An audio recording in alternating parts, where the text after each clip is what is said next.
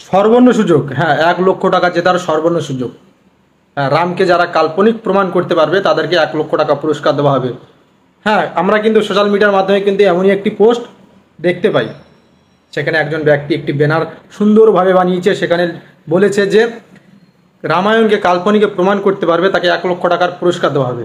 সেই মতো তিনি তার লাইভটা চালু করেন এবং সে লাইভেও তিনি আরও বহু মানুষকে আমন্ত্রণ করেন।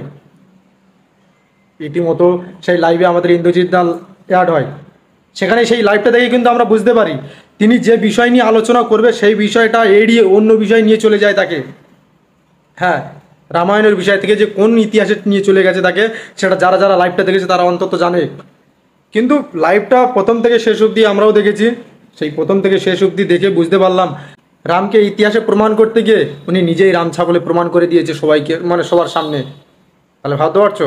হ্যাঁ, যারা যারা লাইভটা প্রথম থেকে শেষ অবধি দেখেছে তারা কিন্তু দেখেছে যে এই ব্যক্তি রামকে ইতিহাস প্রমাণ করতে গিয়ে নিজেই রাম ছাগলে প্রমাণ হয়ে গেছে। তিনি সম্রাট ছিলেন, সাম্রাজ্য বর্ধন করতেন। দেখুন তত করবেন না আপনাকে। তাহলে একটা জিনিস ভাবো যে আমি যদি বলি যে রামায়ণকে কেউ যদি ইতিহাসে প্রমাণ করতে পারে তাকে আমি 1 লক্ষ টাকা পুরস্কার দেবো, তবে আমি সেই রামায়ণের বিষয় নিয়ে আলোচনা করব, আর আদার্স অন্য কোনো কিছু নয়। যে রামায়ণ থেকে এড়িয়ে যাব এমন কোনো কিছু না, কিন্তু থাকবে শুধু অনলি রামায়ণ নিয়ে টপিক। কিন্তু সেটা না করে তাকে যে বিষয় নিয়ে আলোচনা হবে সেই বিষয়টা থেকে এড়িয়ে অন্য বিষয়ে নিয়ে চলে যায়, কারণ ওরা জানে। আর যেই সময় ইন্দ্রজিৎ দা লাইভে অ্যাড হয়েছে সেই সময় কিন্তু ওনার প্যান্ট থেকে শুরু করে আর যা কিছু তাকে সব কিছু কিন্তু গেলা হয়ে গেছে। ওরা কিন্তু জানতো যে এইসব ব্যক্তিরা যদি আমাদের লাইভে যদি অ্যাড হয় তাহলে 1 লক্ষ টাকা নয়, আমার প্যান্ট থেকে জামা থেকে সব কিছু খুলে নিয়ে যাওয়ার ক্ষমতা রাখে, সেটুকু প্রমাণ সহকারে তাদের কাছে আছে, সেটুকু এভিডেন্সও আছে তাদের কাছে যে রামায়ণকে কাল্পনিকে প্রমাণ করতে হয় কিভাবে, তারা সেটা জানে। তার জন্যই কিন্তু রামায়ণ থেকে শুরু করে অন্য টপিকে তাকে নিয়ে চলে যায়, আগামীতে কি হয়েছে, ওই দিন কি হয়েছে সেই বিষয় নিয়ে চলে যায়। কিন্তু যে বিষয় নিয়ে আলোচনা হবার কথা কিন্তু সেই বিষয় নিয়ে হয়নি।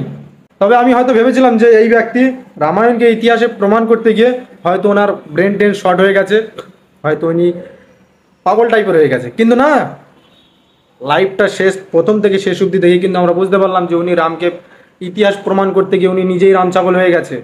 তিনি সম্রাট ছিলেন, সাম্রাজ্য বর্ধন করতেন। দেখুন তত করবেন না আপনাকে। ভাবুন, তাহলে ভাবো তো, এই মূর্খমার্কে প্রাণীর কাছে যদি কোনো কিছু যদি প্রশ্ন করি, যদি বলি যে রাম কাল্পনিক নাকি ইতিহাস, তিনি সম্রাট ছিলেন, সাম্রাজ্য বর্ধন করতেন। ভাবতে পারছো সেই একই উত্তর দিচ্ছে। কি বলবো একে,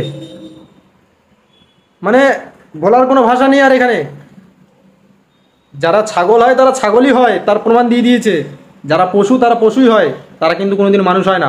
হয়তো হতে পারে মানুষ রূপ, কিন্তু তার মধ্যে কিন্তু লুকিয়ে আছে রাম ছাগলের মতো একটা ভূত, এমন কিন্তু প্রমাণ উনি দিয়ে দিয়েছে।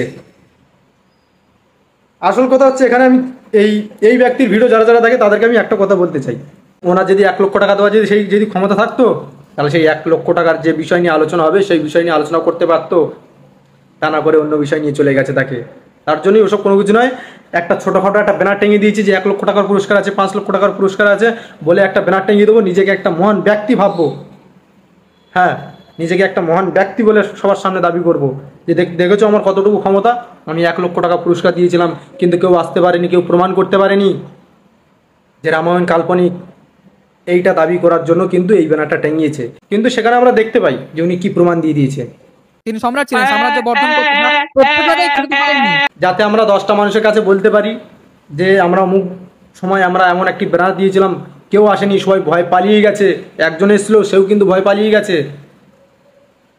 এইটা দাবি করার জন্য আর নিজেকে মহান ব্যক্তি বানানোর জন্য কিন্তু ওনারা এই ব্যানারটা টাঙিয়েছেন। তাছাড়া কোনো উদ্দেশ্য নেই। 1 লাখ টাকা না, ওনার 1 টাকা দেওয়ার ক্ষমতা নেই। আমি তো কথা দিচ্ছি, ওনার যদি ক্ষমতা থাকে, দম থাকে, উনি সামনাসামনি আসুক। হ্যাঁ, সামনাসামনি আসুক ওইসব ব্যক্তিদের সামনে, আর 1 লক্ষ টাকা সামনে নিয়ে আসুক। আমার তো মনে হয় না আমার তো মনে হয় না যে উনি 1 লক্ষ টাকা চোখে দেখেছো কোনোদিনও 1 লক্ষ টাকা? হ্যাঁ, 1 লক্ষ টাকা কোনোদিন চোখে দেখেছো? 1 লক্ষ টাকার যে পুরস্কার দিয়েছো, থরথর করে তো কাঁপছিলে লাইভে, কথা বলার তো সুযোগ দাওনি। কার মতো চেঁচাচ্ছিলে মনে আছে? তিনি সম্রাট ছিলেন, সাম্রাজ্য বর্ধন করতেন। হ্যাঁ, ঠিক এর মতো ডাক দিচ্ছিলে, মানুষকে কথা বলার সুযোগ দাওনি তুমি। যে সে কি বলছে তার সম্পূর্ণ কথাটা শুনি, আজকে যে বিষয় নিয়ে আলোচনা হবে সেই বিষয় নিয়ে বলছে নাকি অন্য বিষয় নিয়ে বলবে। তা না করে তুমি তাকে ঘুরিয়ে বেঁচে শেষমেশ এই অবস্থা তোমার। তবে আমি আবারও একটা কথা বলতে চাই, যে কোনো কিছুকে ইতিহাস প্রমাণ করতে গেলে বা কোনো বইতে লেখা রয়েছে, কোনো কাব্যগ্রন্থে লেখা রয়েছে, কোনো ইতিহাসের বইতে লেখা রয়েছে বা কেউ লিখে দিয়ে গেছে বইতে, সেটা তার ব্যক্তিগত ব্যাপার। এখনও বলছি, হ্যাঁ আমি মানলাম ওর রামায়ণ ইতিহাস, এখনও বলছি আমি মানলাম রামায়ণ ইতিহাস, ওই বইতে লেখা রয়েছে, ওই লেখক লিখেছে, আমি মানলাম ইতিহাস। তবে আমাদের সেই ইতিহাসের বইটা খুলে দেখতে হবে তার মধ্যে কতটুকু ইতিহাস লুকিয়ে আছে। সত্যি কি সেটা ইতিহাস নাকি সেটা কাল্পনিক, বা সত্যি কি সেটা বাস্তব নাকি সেটা কাল্পনিক, সেটা তার মধ্যে গিয়ে সেটা যাচাই করে তবে সেটা প্রমাণ হয় সেটা ইতিহাস নাকি কাল্পনিক। এই ছাগল মার্কা প্রাণীকে কে বোঝাবে? আমি তো একটা জিনিস ভাবতে পারছি, না, সত্যি কথা বলছি। আমার এখনও টেনশন হচ্ছে যে এই ব্যক্তি কিভাবে রামকে ইতিহাসে প্রমাণ করতে গিয়ে নিজেই রাম ছাগলে প্রমাণ করে দেয় মানুষের সামনে। এটা ভাবতে পারছি না। না না, এটা কিন্তু মানা যায় না, এটা কখনই মানা যায় না যে একটা মানুষ রূপে আগামীকাল একজন রাম ছাগল লাইভ ডিবেট করছে, একদম রামায়ণ মহাভারত থেকে শুরু করে কাব্যগ্রন্থ থেকে শুরু করে ধর্মগ্রন্থ থেকে শুরু করে সেই ধর্মগ্রন্থের মতো একদম কল্পনার মতো ঘটনা ঘটে গেল আমাদের চোখের সামনে, যে কি করে একটা মানুষ ছাগলে পরিণত হয়ে যায়। রামকে ইতিহাসে প্রমাণ করতে পেরেছে সেটা আমি কখনোই বলছি না, নিজেকেও তার সাথে সাথে প্রমাণ করে দিয়েছো, যে তুমি নিজেও ইতিহাসের পাতায় নাম লিখে দিয়েছো যে তুমি মানুষ রূপে মানুষ নও, তুমি হচ্ছে রাম ছাগল। তার প্রমাণ তুমি দিয়ে দিয়েছো। কারণ তোমার কাছে যদি কেউ যদি কোনো প্রশ্ন করে তুমি তো একটাই উত্তর দেবে। দেখুন তত করবেন না, আপনাকে হ্যাঁ, এই উত্তর ছাড়া তো আর কোনো কিছু নেই তোমার কাছে। আছে তোমার কাছে? আছে? একটা সামান্য ছোট্ট একটা প্রশ্ন করবো দাদা, তার উত্তর একটু আমাকে দেবেন। রামের পিতার নাম কি, বা রামের আসল পিতা কে বলুন। দেখুন এই মুশকিল, এটা কি করে হয়? হ্যাঁ, এই জন্য বলি তোমরা মানুষ নও, তোমরা পশু। তার প্রমাণ তোমরা দিয়ে দিয়েছো। আগে নয় তোমাদের ধর্মের ষাঁড় বলতাম, এবার নয় তোমাদের রাম ছাগল বলবো। ব্যাস সেই একই, সেও পশু, যে ধর্মের ষাঁড় সেও ষাঁড়ও পশু, রাম ছাগলও পশু, এর মধ্যে কোনো পার্থক্য নেই।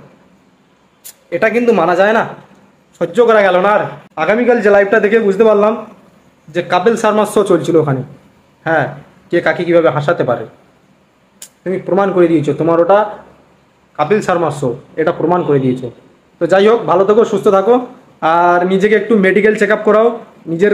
আমার তো মনে হয় না তোমার হাল আর ভালো আছে, কারণ রামকে তুমি রামকে নয়, সরি, রামায়ণকে তুমি ইতিহাসে প্রমাণ করতে চাইছো, তার মানে তোমার একটু ব্রেনের সমস্যা আছে। তার জন্য একটু ডাক্তার দেখাও, ভালো একটা চিকিৎসা করাও। নয়তো দিন দিন আজ রাম ছাগল প্রমাণ করেছো, কালে তো অন্য কিছু প্রমাণ করতে পারো। হ্যাঁ, নিজেকে আর অন্য কিছু প্রমাণ করতে পারো।